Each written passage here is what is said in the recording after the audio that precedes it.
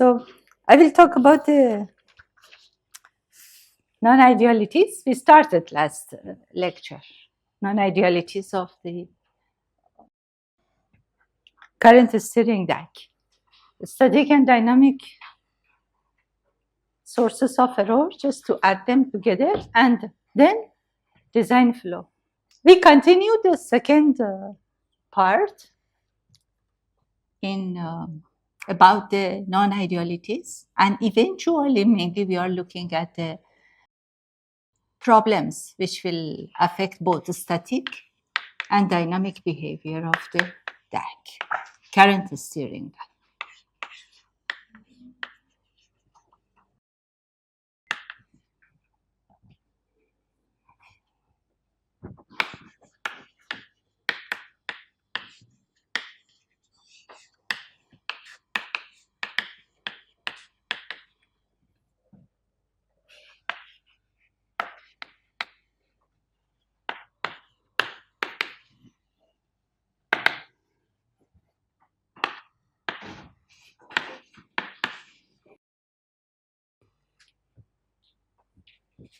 So today I will provide a kind of consolidation of these effects. Okay. So reference still will be Razavi's paper. I will introduce one more reference, which is very useful, but it is only for extra reading. And there are references in Razavi's article as well that if you want, you can approach for further analysis. Okay, so now we will talk about all effects. So let's say starting from static effects, one is mismatch between unit currents.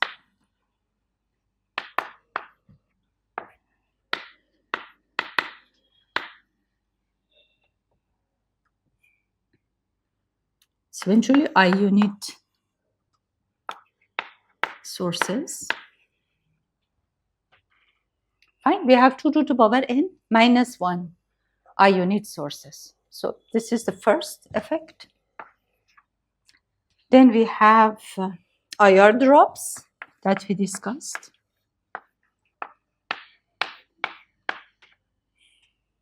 As well as inductive effects.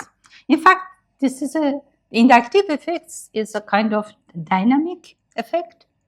IR drop is static. Of course, IR also bring dynamic because IR is not constant necessarily. So there are temporally issues when the tail current source itself has a varying current. But right now we just put them together, inductive effects. So inductive effects eventually bring two static as well as due to dynamic operation of the DAC, we will have effect of inductance of the say bond wires or any kind of connection specifically to the outside world, which becomes dominant that we have already discussed. This is eventually called LDI by dt effect.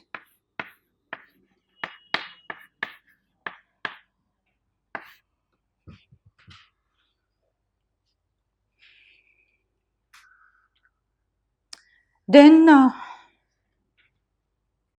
we have, of course, limited, or let's say RO is not infinite, right? So therefore, RO effect also comes. So these are important effects that should be considered. And the reason for second factor was, of course, the inductive effects anyway are always there. We are talking about high-speed DACs specifically. In those cases, this will happen. IR drops happen because of the limited headroom for the swing, and therefore we cannot ignore it.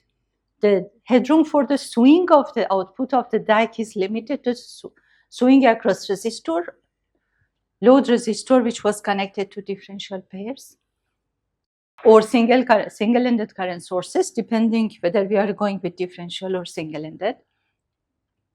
And because of the having so many unit current sources for large number of bits, this IR drops because of the interconnects show up specifically on the VDD and VSS lines. Therefore, proper layout eventually, see, the whole point is that we have to make proper layout. It doesn't mean that this effect cannot be taken care or addressed. It's just, this is the way design gets affected. Okay, so then we'll go to other effects as well. So these are more kind of, effects that at the beginning we may not look into, but say for example, if you look at the current source is something like this. Suppose if you have one single-ended current source, this is the simplest one, and this is eventually I unit, one of them. So there is a kind of biasing, DC bias, which is appearing from current mirror. So we are not biasing with voltage. This is actually coming from current mirror. But one of the effects now here is, we assume that this tail current itself is constant. But we need to consider that there are also effects when the current source actually is giving current to a dynamic circuit. So this is supposed to be a static circuit giving current to a dynamic circuit. So this was eventually the way that differential pairs were connected. So therefore, this is going to all differential pairs. Eventually, many of these unit current sources will be parallel depending on the code. So this node, which also has parasitic capacitors, which is eventually, say for example, this is CGD, and this is total effective parasitic capacitor. So this node, as we discussed before, has some kind of droop. And this droop eventually appears when we are switching from one code to another code in the DAC. And because of that, this droop happens. Now, this droop, if it gets coupled to the bias line, and bias line is not very well AC grounded, so therefore there will be also fluctuations in the current. So therefore, these effects should not be ignored. May become important, may not become important, but should not be ignored. That's very important. So we need to know all these effects. So therefore, this is eventually, now we are talking about the two effects. One is the fluctuations at this node, and one is the coupling to the tail current bias. So therefore, these are eventually dynamic effects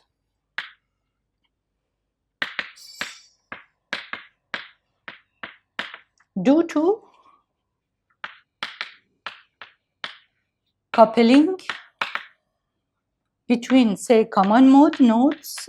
Here we have, so common mode nodes and bias.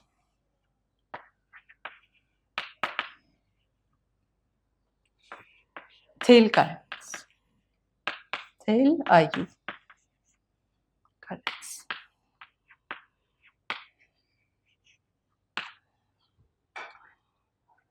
So these effects exists. These effects also exist. In fact, this effect, of course, is code dependent, because number of transistors which are parallel effect of RO will define how much would be the overall loading on RL or R, the effective termination resistor for the DAC. Okay, so this is what we need to know. At least be aware of it, and try to, as much as possible, include it in the design process. Then we have, so one more effect that we already also discussed was, if you have, say, the input of DI, this was safe logic low, logic high, and then we have DI bar,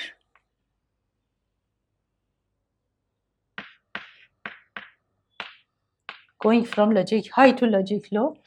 Compatibility between these edges matters a lot. If there is a skew between these edges, it will have impact on the operation of the circuit, right? That we have already discussed this point.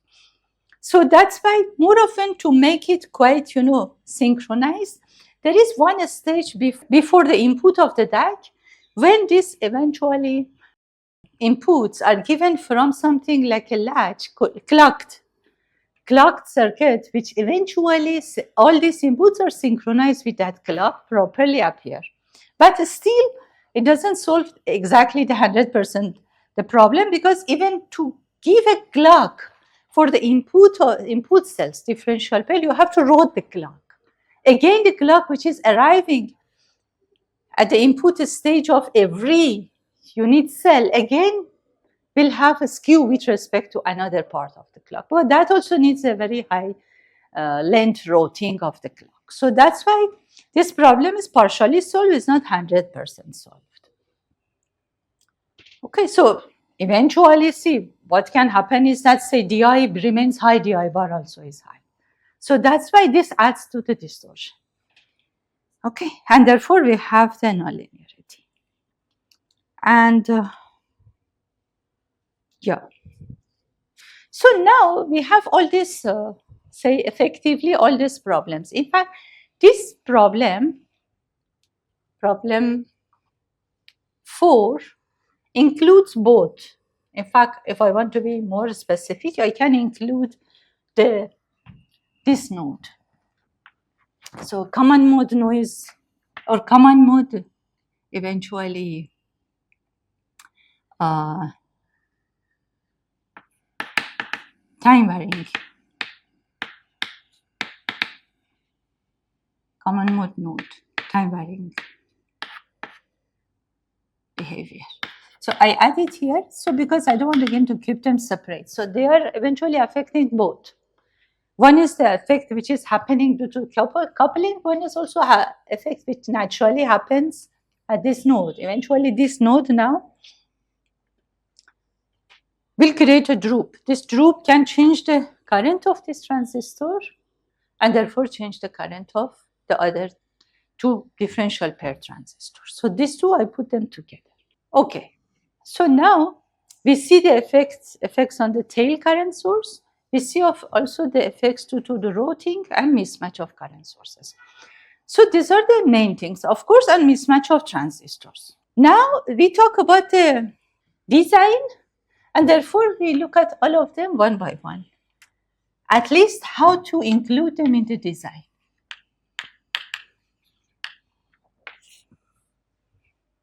Okay, so the first thing to talk about that is the mismatch between IU sources. This we need to include in the design. So we have overall 2 to the power C. I am talking about, by the way, single-ended version, and then we will extend it to differential.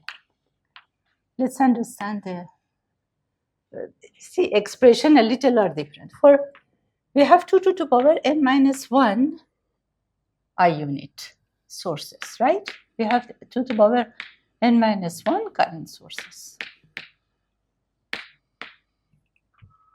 They are not same. Therefore, we talk about the standard deviation now.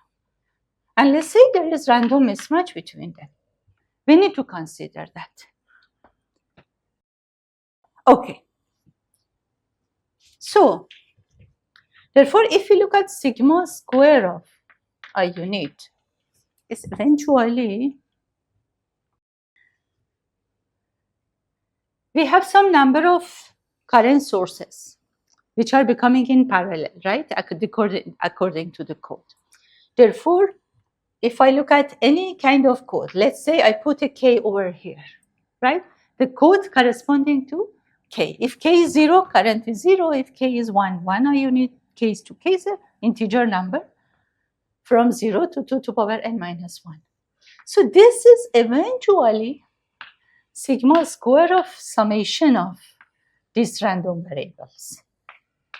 So, and because k equal to 0 doesn't have any meaning, there is no current. So I put it from k, from I equal to 1 to k. I unit I, right? Now they are random variables.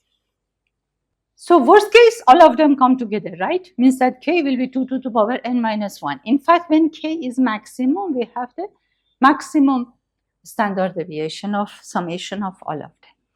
And of course, we normalize it to the, eventually we mention that later in this sigma as a function of LSP, because all we want to do is that to make all these non-idealities result on some number which tells us how much error we will have in the output, which should be less than, say, half LSP, 1/4 of LSP, 1/8 of LSP, the coefficient that we consider. So effect of all of them should be less than what we want. And all in units of LSP. Okay. So what are important points that we have to consider? So INL and DNL. So one of them is enough to look right now, because you can always get the other one in similar manner. But right now, if you look at DNL, DNL is eventually the mismatch between two consecutive current sources associated with the code, because we discussed, now input is a thermometer code. Input is not a binary code. So every code which changes, one IU will get added or removed. So therefore, the difference between two consecutive codes will be one IU. And that's why then it's straightforward to calculate a DNL. But that is not giving us the worst case. This is actually giving us the worst case, because these effects are getting added. And assuming these random variables are independent, therefore there will be a cumulative effect of all these current sources. That's why we go with INL. And the maximum absolute value happens when eventually deviation will happen when we have all of them in the picture. That means 2 to the power n minus 1 current sources. Therefore worst case INL.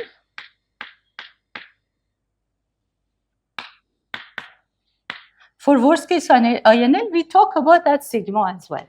So because see, right now we are talking about now statistical parameters of each, not really deterministic value. So it's a worst case eventually case for INL, sigma of INL. Okay. So at the end of the day, R is a resistor and one termination resistor for all current sources. Therefore, we don't have any issue with that. We have just a mismatch between the two R in the differential case. So therefore, the only thing which actually defines the output is IU, eventually that KIU. So this is actually the output. Therefore, I don't need even to include R, because even if I include it, when we derive as a function of LSP, LSP is RI or it is I. Either of them will get divided by the output. So therefore, for example, I can write KRIU and divide it with 1 LSP, right? So this is equivalent by saying KLSP. I can also say KIU divided by IU, it will give me KLSP. So in units of LSP, really doesn't matter. So therefore, now when we talk about INL, actually INL is limited only to IU sigma. And that's why R doesn't appear. Okay, so therefore we go with K equal to 2 to the power n minus 1 as the worst case. And because they are independent, so now we know that the sigma of the summation of independent will be summation of the independent, summation of the sigma of those independent variables. So therefore, sigma square of this 2 to the power n minus 1 IU will be 2 to the power n minus 1 sigma square of IU. And condition of independent random variables continuously is valid. Okay, so fine. So therefore, this is the sigma of that. And then we want to write it in the units of LSP. So it will be sigma upon IU, right? This is now having sigma max eventually in the units of LSP. So I just divide it by that. So this will be square of 2 to the power n minus 1 multiplied by sigma IU upon I. Right? So therefore, this actually gives a very good idea about if you want to achieve the INL, look at the worst case. See, worst case could be also 2 to the power n minus 2, because we learned also that the last code we can always adjust by adjusting the gain error, right? We can just scale the values. But here, because we want to look at the worst case, and this is a DAC, it's not ADC. Therefore, it's better to look at the worst case, 2 to the power n minus 1. Otherwise, 2 to the power n minus 2 also is not a big deal compared to 2 to the power n minus 1. So this gives a very nice idea about the design. Why? Because n is known to us, right? Number of bits. What we need to do is that we need to make this worst case less than some fraction of LSV. Let's say 1 upon 8 LSV. I just go with the stringent numbers because you see there are so many effects. So at least these effects that can help in the proper design, or could be 1 upon 4 LSV. So therefore, now we know sigma upon IU. In fact, this is giving us now an idea about how much we want to really get this. In units of LSV means this is less than 1 upon 8. Or in units of LSV, this should be less than 1 upon 4, right? In unit of LSV. So this is now the design. Now, what about IU itself? IU is coming from a current source. Let's go with a simple current source. That means that IU, say, is, say, NMOS current source that is shown over there. So therefore, I can talk about this IU this way, say IUI, any current source I. So it is W by L. All of them will have same aspect ratio. Mu n Cox VGSTI square upon 2. Because the design of tail current source, in fact, is the first step. And then we design the differential pair. Eventually, we have two things to design only, right? So therefore, this is what we need. And this is eventually why I write VGSTI, because threshold voltage across these transistors are different. Mu and Cox across these transistors are different. And that's the reason eventually we get this sigma IU, right? So they themselves are random variables. Threshold voltage, mu and Cox are random variables. And you consider mu and Cox is one thing, one variable. So therefore, let's say call it beta. So this and that are giving us the random variables. Okay, so therefore, we need to get the also expression or relation between the two for the design. Okay, so then what I will do, I will derive it so that we will have a better idea. See, I think you are familiar also. I don't need to write, but let's say in general, this is say W by L mu Cox upon 2 VGS minus VTH square, VTH n. So, and this is mu n. Let's call this mu n Cox some parameter like beta, because it's one thing, beta n. Now, if I take the differential from both sides, so delta IU is, so what are the random variables? One is this beta and one is VTH.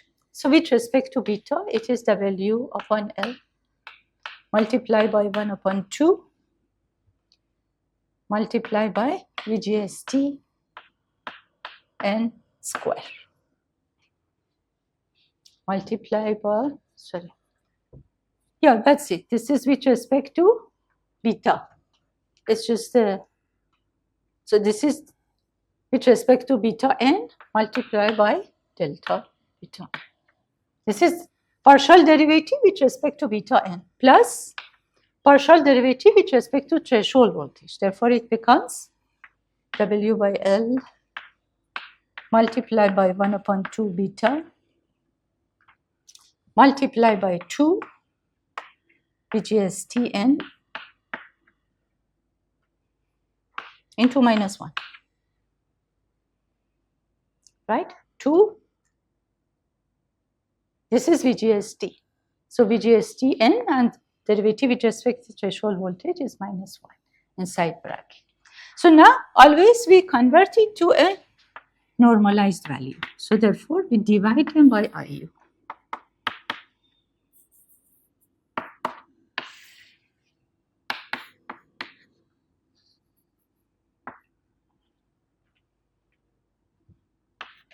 Therefore, delta IU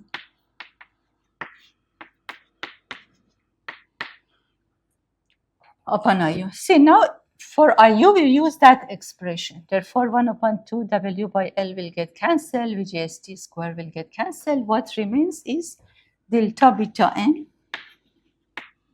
upon beta N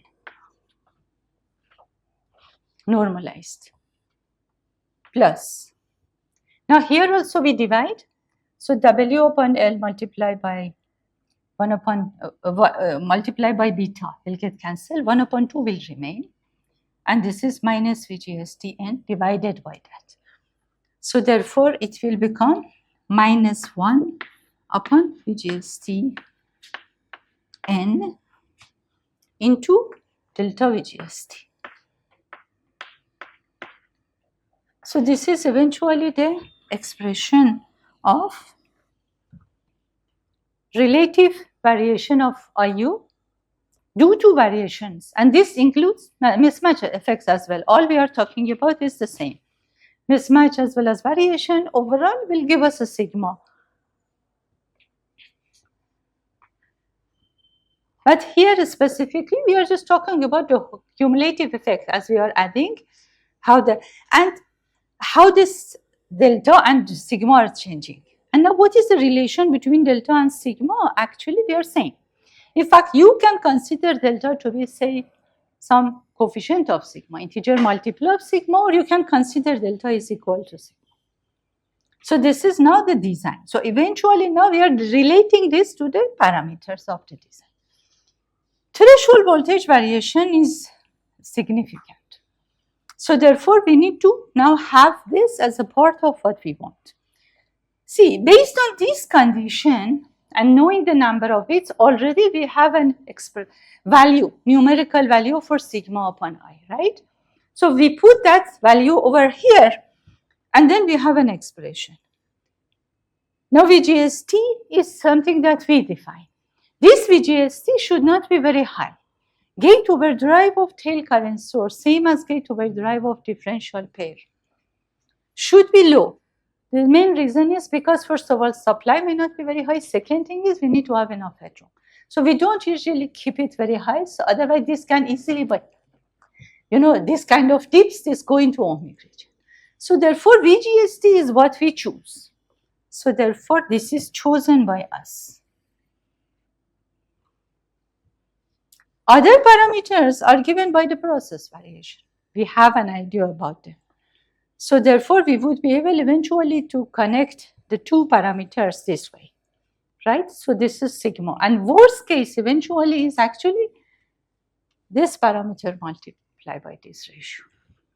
One thing we have learned is that if we increase the area of transistors, we would be able eventually to get better, lower sigma. Means that these sigma values are dependent on the area, like sigma values between two transistors, or sigma of the mismatch between threshold voltage of two transistors depends on the area of transistors. So therefore, now we have this expression. Now we can look at how to connect it to the choice of the values. So let me give you an example. With numerical example, it would be now clear how to use this. So I write therefore this sigma IU upon IU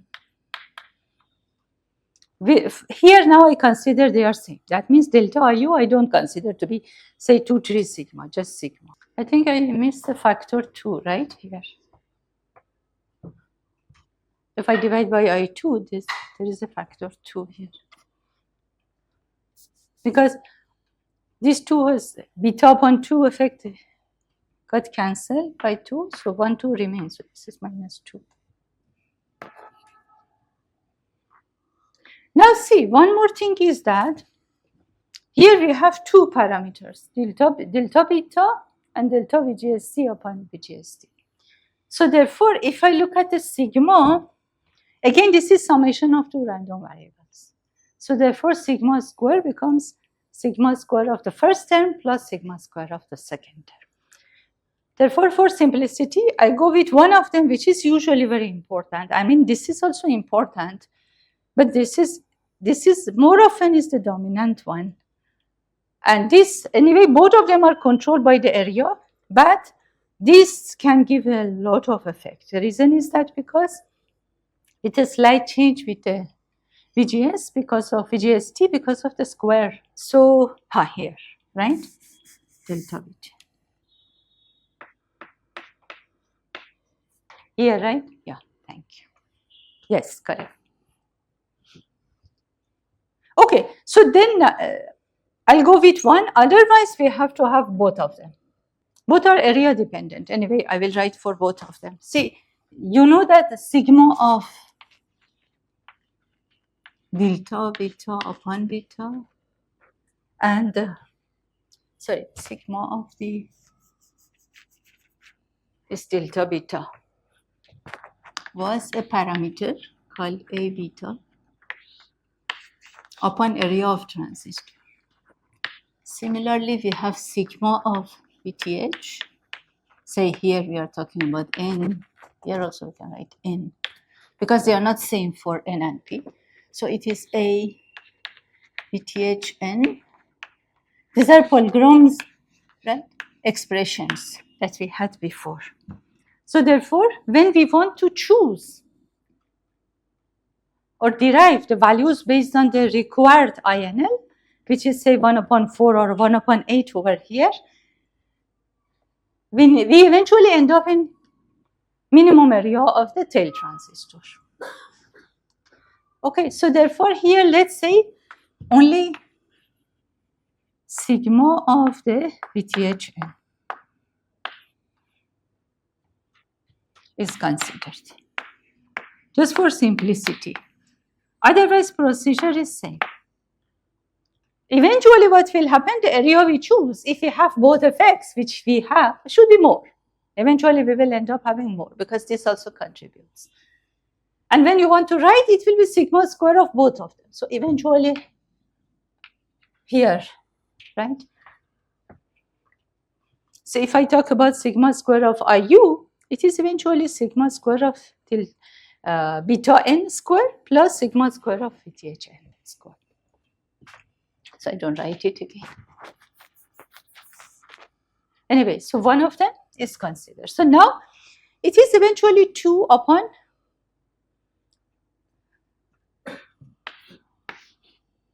okay. So before that, there is one more thing here.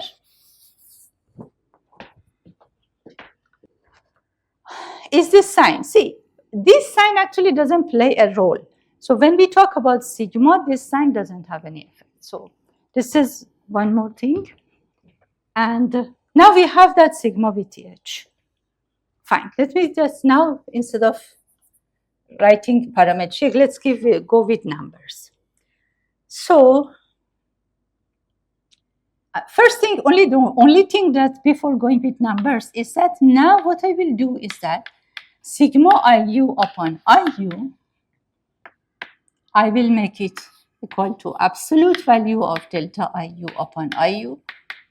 So I told you, you may go even with more, like 2 sigma, 3 sigma, right?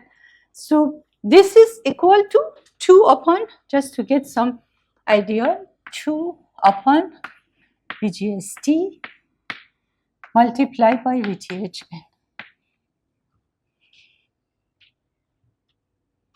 So now what are we doing? We are connecting the INL, worst case INL, which is, of course, there is multiplied by that 2 to the square root of 2 to the power n minus 1. But main parameters of the INL, which is process dependent, to the design parameter.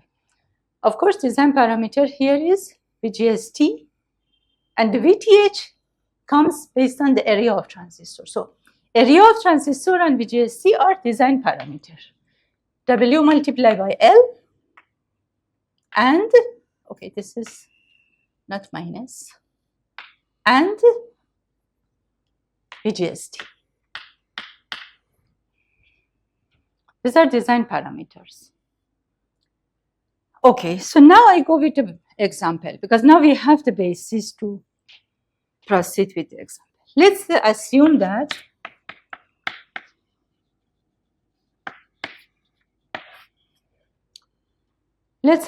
that A VTHN is 5, it is millivolt micrometer, right? This was the unit, millivolt micrometer. And let's say INL max in LSP units is equal to 1/4. Right? This is a kind of normalized 1/4 in LSP units. That means 1/4 LSP. And n number of bits, say, is 9. Okay. So now what was the worst case INL? We already derived it here, right, in units of LSP. So we write everything here. So it eventually becomes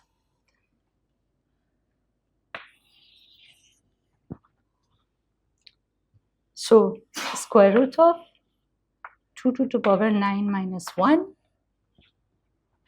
multiplied by sigma IU upon IU. This should be less than 1/4. And from here we get sigma IU upon IU should be less than, you can put equal as well, like 1/4. So if I have not made any calculation mistake, so this is the ratio that we need.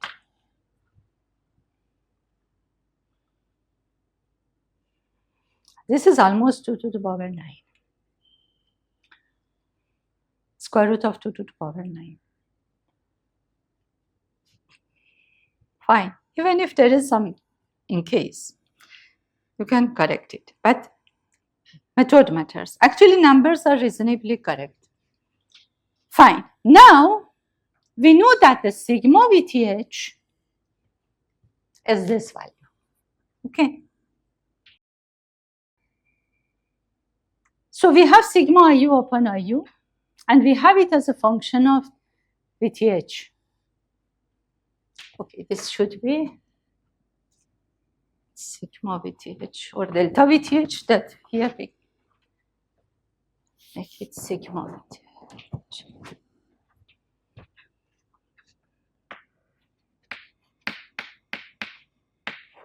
Yeah, please correct this term. This is not delta, I replaced it with sigma. So here now we choose. In fact, what I have chosen for VGST, I have chosen 0.3 volt. I just wanted to give a different number. It's not still very high. Sometimes it goes even lower, like 100 millivolt. Yeah, so I consider 0.3 volts. So this is now you as a designer will choose VGST. Now you have chosen VGST and you choose it low value. So therefore it could be, say, 0.2, 0.1, which is fine. So enough low. But just for the sake of design, let's say we are dealing with, say, 1.8 volt supply. Then 0.3 volt is reasonable. For 1 volt supply, this is too high. For 1 volt supply, you don't go beyond 0.2, definitely. Fine, we just need to replace the values. So therefore, now we know that sigma IU should be less than this value. That means 2 upon VGST, and sigma VTH also we know, which is AVTH n upon square root of WL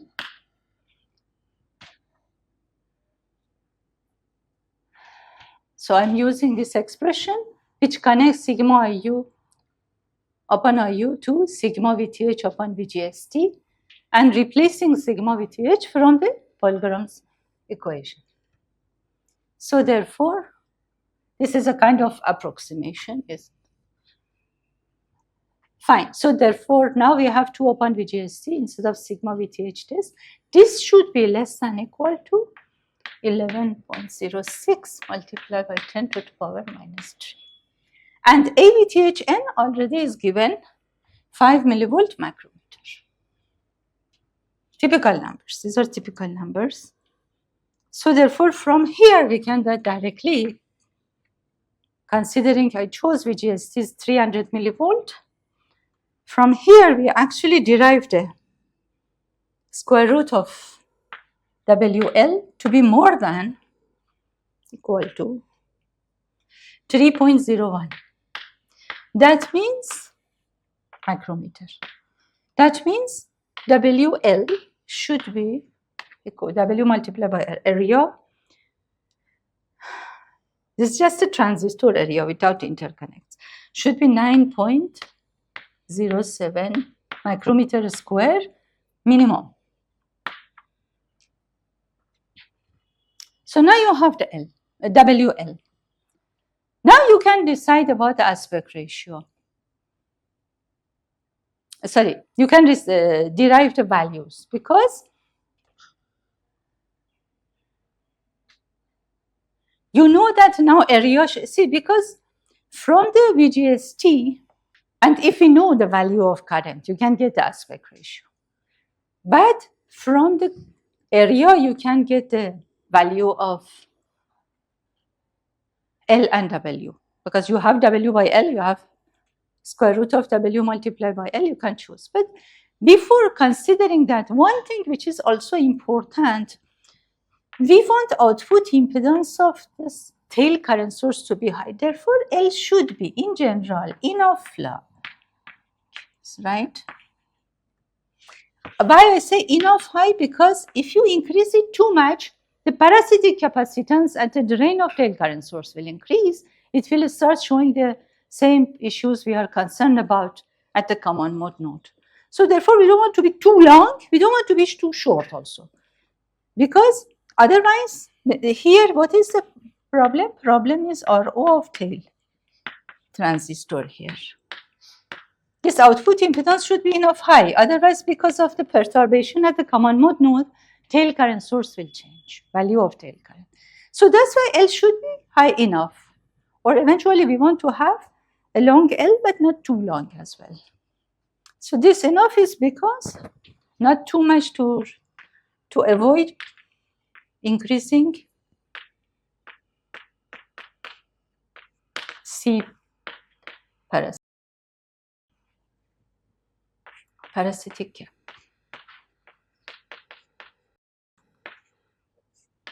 At common mode node.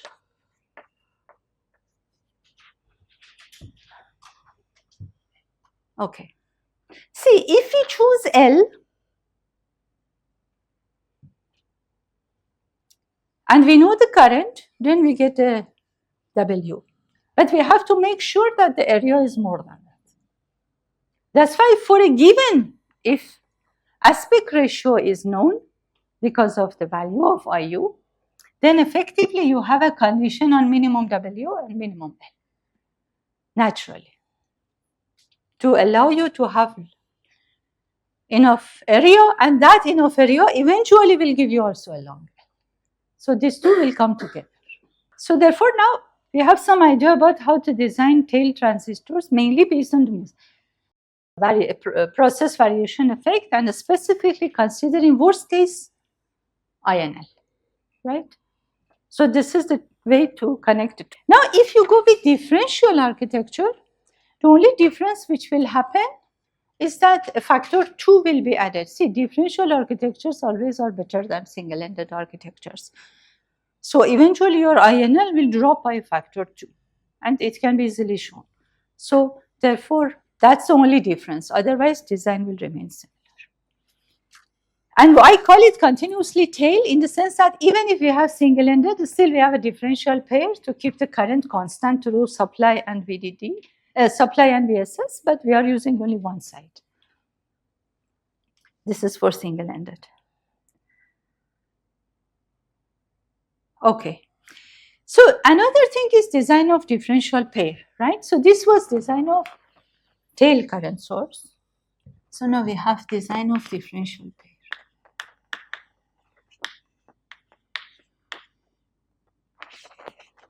Because this is applicable to both single-ended and differential. See, differential pair also mainly has 2 transistors. Because of headroom, we cannot have too many transistors. Otherwise, you can have a cascode differential pair. Or you can have a cascode tail current source. Helps to improve the RO effect, to in fact reduce RO effect. So here, mainly we are dealing with W by L of, again, transistors. So this was for tail, and this is for the diff pair. So one thing is important, again, because of the RO effect, because we know that one of the important factors which affects the nonlinearity, INL and DNL, both is effect of RO. To make RO of these transistors also high enough for the entire swing of the inputs, so therefore here also we have to give low VGST. So eventually absolute value of VGSTN should be low. In fact, here you can go with, say, 100 millivolt or 200 millivolt. Some number between 100 to 200 is okay. Even less than that, slightly is okay. So this is just as an example. So therefore, here also we don't have too much choice in the gate overdrive. Both tail and differential pair should be low overdrive biased. Now here we have 2 points to consider. If the swing at the input of differential pair is very high, not very low eventually, say this is the differential pair with tail current source. So one of them, say suppose M1I, this is a stage I, and M2I. So, and this is, say, MI, or maybe M3.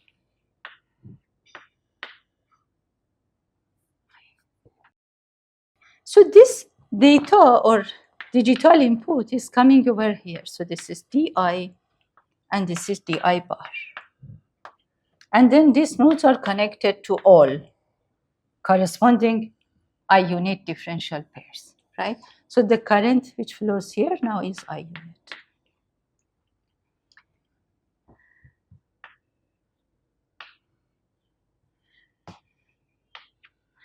If differential swing at the input is low, both transistors will be reasonably in their active region.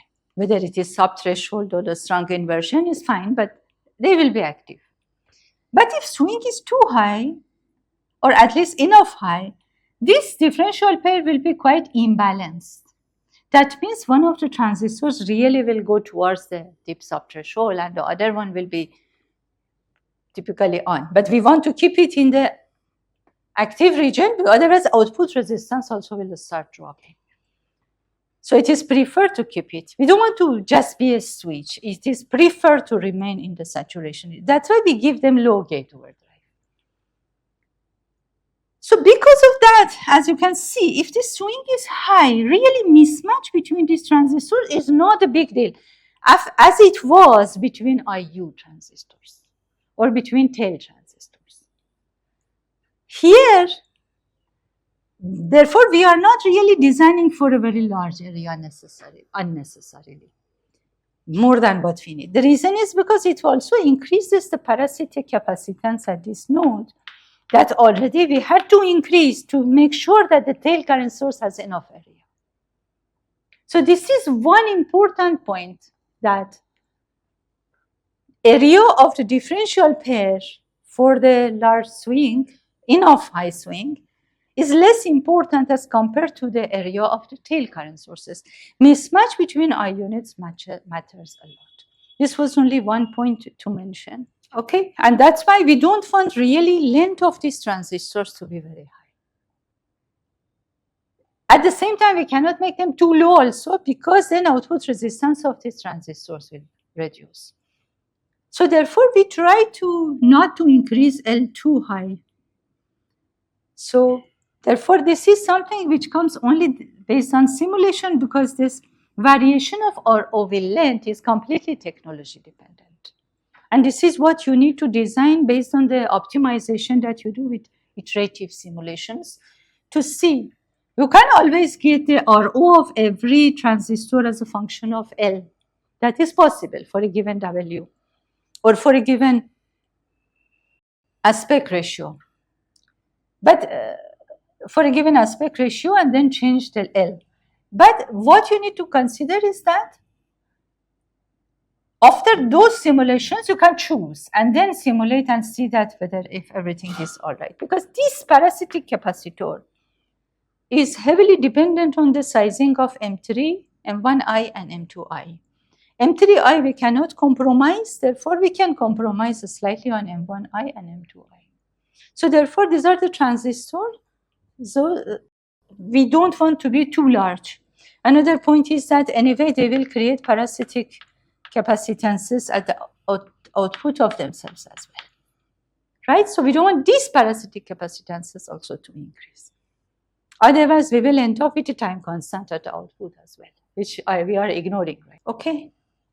So therefore, the overall effect, in fact, what we see actually, and we call it RO, actually becomes ZO. In fact, because of this CP and RO3, we have eventually ZO3 for the tail current source. Similarly for these transistors. So it's not pure RO. And that's why it adds to dynamic effects more, because now by having eventually high frequency, these capacitors will come to the picture, and it eventually increases nonlinearity. And you see more harmonics. Harmonics as well as intermodulation components. And because data always is switching with the clock frequency, therefore you will see the eventually residues of the clock frequency also, which are intermodulated with the input signal. So they are being shown in FFT because you cannot derive exact expression based on them. But just one thing I wanted to tell you, that how to connect them. There is something I tell you, just this is very generic, and you can connect eventually what you see as harmonics with what you have as a static expression. This is just for learning purpose. And more you can actually get from relatively older papers. I will give you one reference today. See, one thing I write here in general, it's good to know. So therefore, I told you, like, eventually from here we have an output impedance. See, whenever you have a term in general, for example, I just write this. So you know that this has a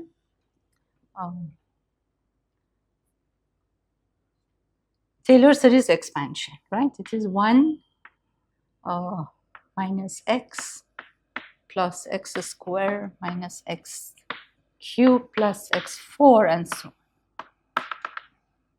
One of the advantages of differential architecture, which is valid here also, and can improve INL and DNL when you apply a high frequency signal, is that differential architecture naturally attenuate even harmonics, right? Power 2 is you apply a sine wave. Suppose x is a sine wave and this is a nonlinear system. So therefore, you will get even harmonics if you have a differential configuration, which will give you 1/1 minus x. Then all this even harmonics will get cancelled. That's why differential architecture of this current steering DAC also has this advantage, that even harmonics are attenuated.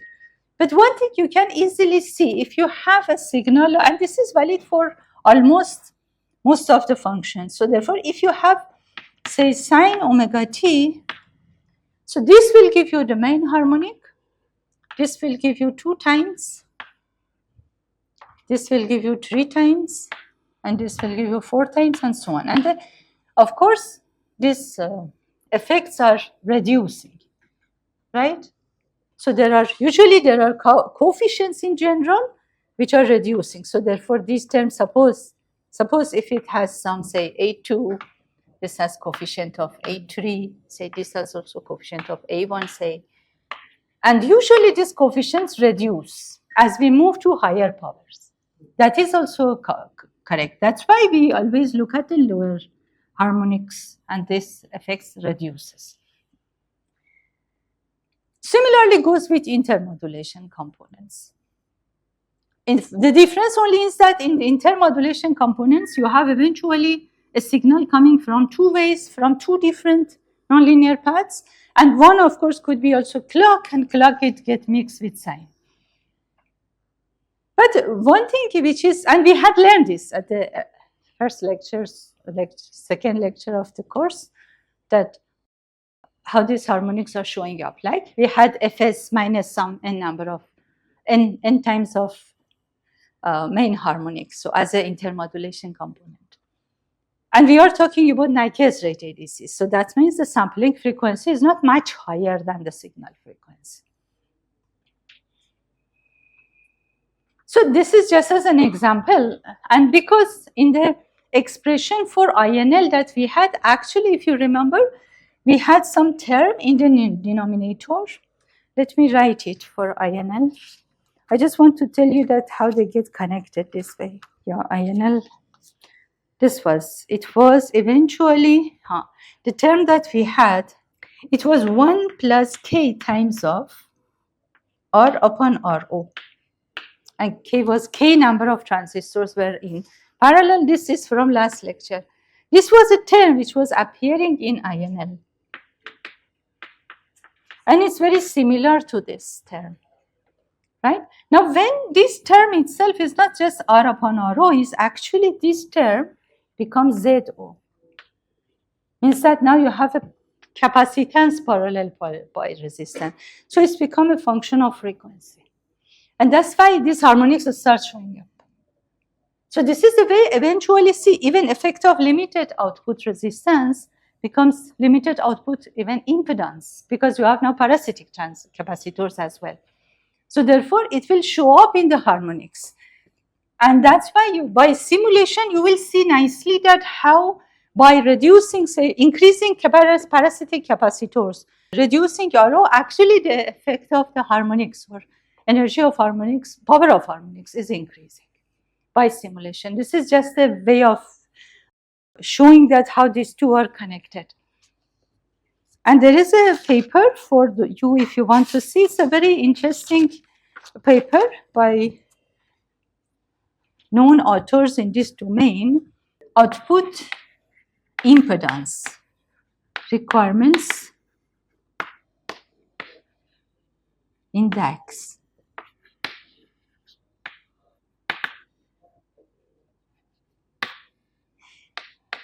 In DAC, but actually they are talking about current steering DAC. I don't know why in the title they have not written that, but it's actually only current steering DAC.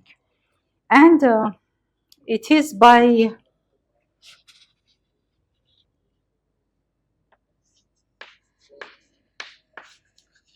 Luches and Lee, IEEE, ISCAS 2003. It's a conference paper, very nicely they have analyzed. Eventually not moving from RO to ZO, so that dynamic effects also will be considered. But as you can see, the whole design flow is oriented around sizing of 2. Resistor, termination resistor, more often is given to us. If it is not given, we need to adjust it according to the swing, which can be managed. That's why I didn't talk much about R. It's not a first parameter to deal with. Our main things are transistors. See, these transistors also, differential pair transistors, have this trade-off. That's why we need to really see what is the best to design them. I told you the mismatch is not a big deal, specifically if swing is high. That's why we don't pay attention to that. Instead, we pay attention to the parasitic capacitance, and therefore we don't go with a very long L for these transistors, in contrast with tail transistor. That's eventually one of the main learnings, and this is the overall design procedure. Last part is related to the layout now. Fine, now let's say now we have design, we want to make a layout of this current steering that. So we know that we have, say, around 2 to the power n minus 1 differential pairs. And let's say we have differential configuration as well. Doesn't matter actually. Anyway, we have these differential pair transistors.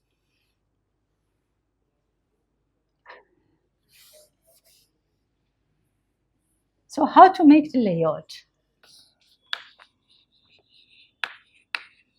So we go with the same kind of architecture. This architecture is based on thermometer code, not based on binary code. Therefore, we need binary to thermometer decoder also as a part of layout.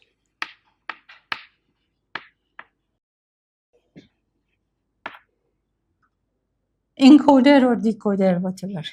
I call it encoder. This is 1. Then we have 2 to the power n minus 1.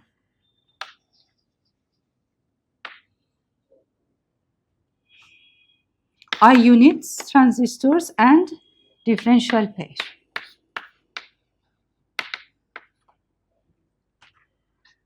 How to lay it? One option is that, okay, let's put thermometer encoder aside. So have the layout of one cell, right? Because all cells are same. Our unit currents are same, differential pairs are same. That's the beauty of this architecture. So how to put them? So these are like tiles. This is like a one tile. So eventually we have 2 to the power n minus 1 tiles. So how put these tiles? Suppose, can we put them this way? And just go forward. It becomes a strip. That's not the right way of doing that. In fact, in the layout, and as we have discussed before, always it's good to have the minimum distance in both x and y direction. That will give you the best way of taking care of variations. Therefore, we need to put this tile in a kind of a square arrangement as much as possible. Say, for example, this way, suppose. And just continue. And so on. So now these tiles are actually this differential pair with 1. What else we need? Binary to thermometer encoder and all connections. And we know that depending on the number of bits, this thermometer code also has similar number of units, right? For every tile, we have 1 bit control, right? So that means that, let's say here, if I have 4 say for example here 4 columns, 3 rows. So this gives me overall 12 cells, let's say. Suppose we have 12 cells.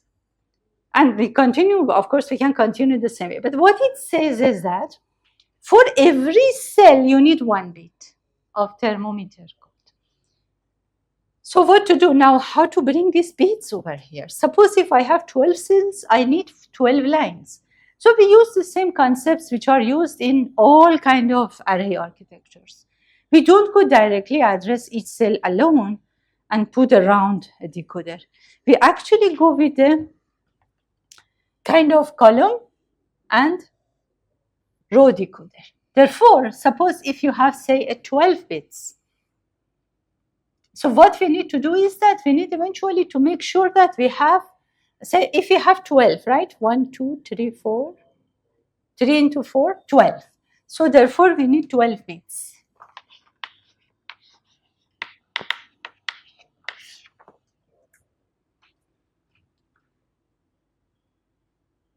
So what you can do is that, and say, okay, let me go with the actual number because I have to bring n also into the picture. So how much? Say, suppose if n is 4, so I need 15. This is 12. So if I want to add 3, how to add? So it doesn't matter. Let's say, assume that for now we are just going with this architecture, right? So I need 15. 12 plus 3, right? Fine. So now I want to address them. So I need 12 bits. And initial code actually is 4 bits. So therefore, what we can do is that we can have some number of codes to only address these columns. That means that these 3 cells or these 4 cells, say 1, 2, 3, 4, 5, 6. This also helps in proper routing. See, imagine that now this has to have, in fact, we can have a dummy cell over here. Yeah, so this is D for dummy. The same as other cells, but we don't connect it to them. Everything can be grounded, but still it's sitting there. So now we have to route. See, we have to bring all outputs, say for example, from columns and connect them here to connect it to the resistor, which will go to VDD. Therefore, VDD can run here, and VSS can run vertically. Or we can even run VDD and VSS horizontally between lines, just like the way we have in digital layout. So it's a very regular structure. Now what we want is we keep the encoder also around this array. To have the minimum length of interconnects also to be around that. Now there are different ways. For example, you can put the encoder in an L shape around that, or you can put it in 3 sides. So if we go with the concept of regular structure, so we have eventually column select and row select. So therefore, each one of these cells can receive something which is about column, like columns 1, 5, 9, 13. And this depends on the code, thermometer code that we have. For example, suppose if this is now a 15-bit thermometer code, so if you want to choose, if you have all zeros, none of them will be selected. Now if I have 1, 2, 3, and 4. So eventually I will have 11 zeros, and then I will have, say, remaining 4 will be this way, or will be this way, or will be this way, and this way. So therefore, if you look this manner, the first 4 which are coming at the first row, actually they correspond only with 4 digits of this 15-bit control thermometer code. So therefore, these 4 are controlled only by 4 bits, last LSVs. And this, the overall, we have a 15-bit control line.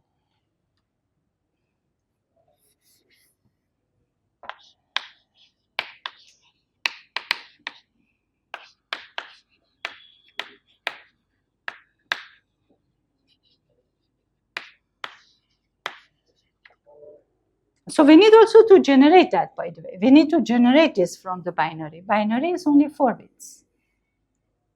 So therefore, we can generate from binary this arrangement for the first row only. And the difference, see, eventually is like you choose one row. So decoder for the first row looks at only these 4 bits. And then rest should be 0. That means if the remaining 11 bits are 0, the first row will be selected. And then within each cell, we can just put a decoder which will choose based on that. Or we can have, and that is the same concept of row and column. So eventually, this is the first row. Similarly goes with the second row and so on. This is one way of decoding. So binary code anyway will arrive what we have. We don't have thermometer. So therefore, we have the 4-bit binary.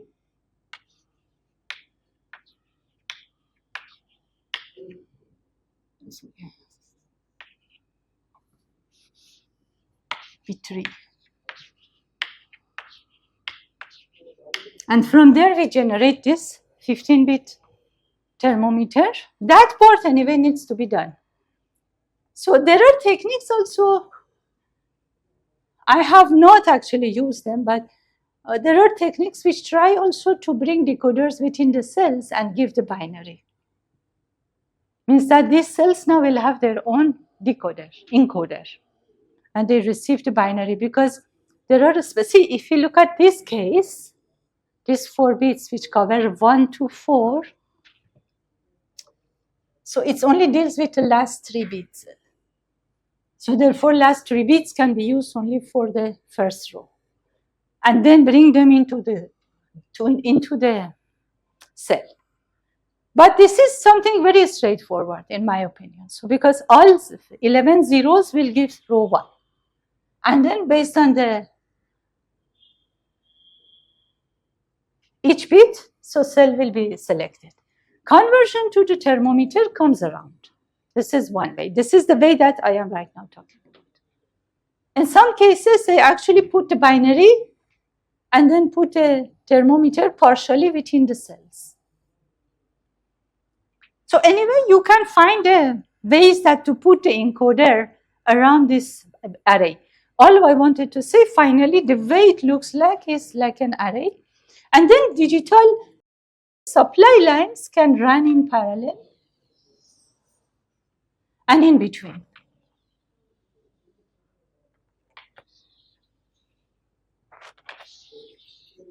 See, we need eventually one VSS, one VDD for all of them. Or they can run horizontal and parallel, one for VDD, one for VSS. Therefore, this will allow us to assign some of these parallel lines to output, because all outputs have to come down just like, you know, a SRAM. So you bring bit lines, connect all of them, outputs are connected. Say, suppose this is output.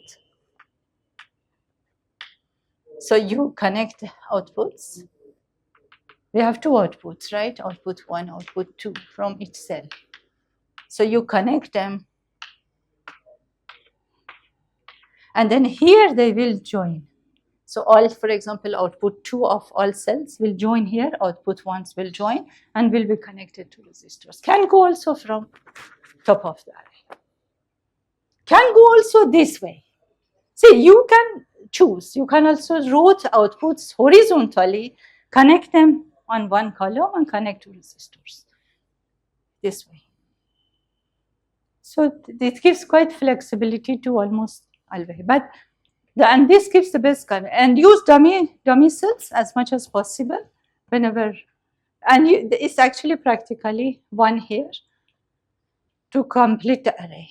Yeah, that's it. So practically we have covered almost most of the concepts which are required for current steering decks. And with this also our course gets over.